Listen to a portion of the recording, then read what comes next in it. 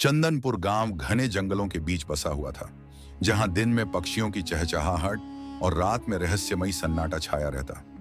यह गांव अपनी हरियाली और सुरम्य झील के लिए प्रसिद्ध था, लेकिन एक काली सच्चाई भी गांव से जुड़ी थी। गांव की पुरानी हवेली में एक चुड़ैल का वास था।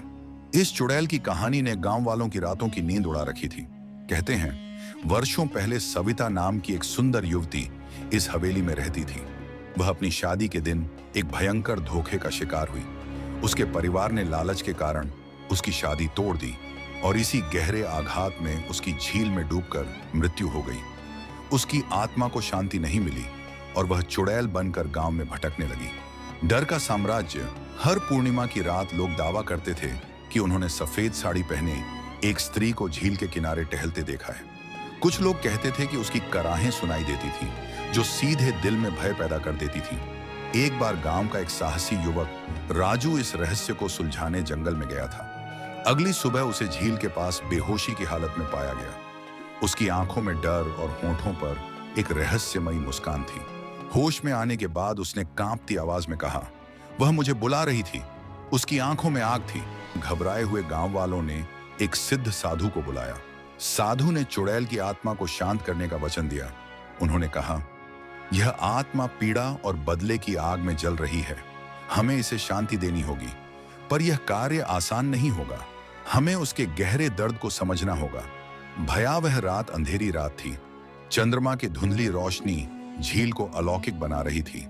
साधु अपने मंत्र और पवित्र दीपक के साथ झील के पास पहुंचे। जैसे ही उन्होंने अपने चारों ओर एक पवित्र चक्र बनाया, तेज हवाएं चलने लगीं। झील के पानी में हलचल मच गई और अचानक सविता की आत्मा प्रकट हुई। उसकी आंखों में गुस्सा और दर्द था। साधु ने साहस से कहा, सविता, तुम्हारी आत्मा दुख और क्रोध में बंधी हुई है। हमें तुम्हारे दर्द को सुनने दो। सविता ने कांपते हुए कहा, मेरे अपने परिवार ने लालच के कारण मेरी शादी तोड़ दी। मैं उस दिन टूट गई और झील में डूब गई। मेरा क्रोध मुझे इस दुनिया में बांधे हुए है। उसकी आंखों से दर्द के आंसू बहने लगे। साधु ने पवित्र जल छिड़कते हुए कहा, मुक्ति का रास्ता क्षमा से होकर जाता है।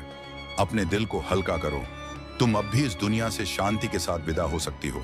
सविता की आत्मा ने गहरी सांस ली। उसकी आंखों में राहत की चमक आ गई। उसने कहा, अगर मुझे माफी मिल सकती है तो मैं इस पीड़ा से मुक्त होना चाहती हूँ। साधु ने एक मंत्र पढ़ा और सविता की आत्मा धीरे धीरे हल्की होकर आकाश में विलीन हो गई। नया सवेरा। अगली सुबह गांव में सूरज की पहली किरण के साथ नई उम्मीद भी आई। झील और हवेली से जुड़ा डर समाप्त हो चुका था। गांव वालों ने साधु का आभार व्यक्त किया और झील के किनारे एक सुंदर मंदिर बनवाया, जहां सविता की आत्मा की शांति के लिए प्रार्थना की जाती है। इस घटना के बाद चंदनपुर अपनी सुंदरता के साथ साहस और शांति का प्रतीक भी बन गया।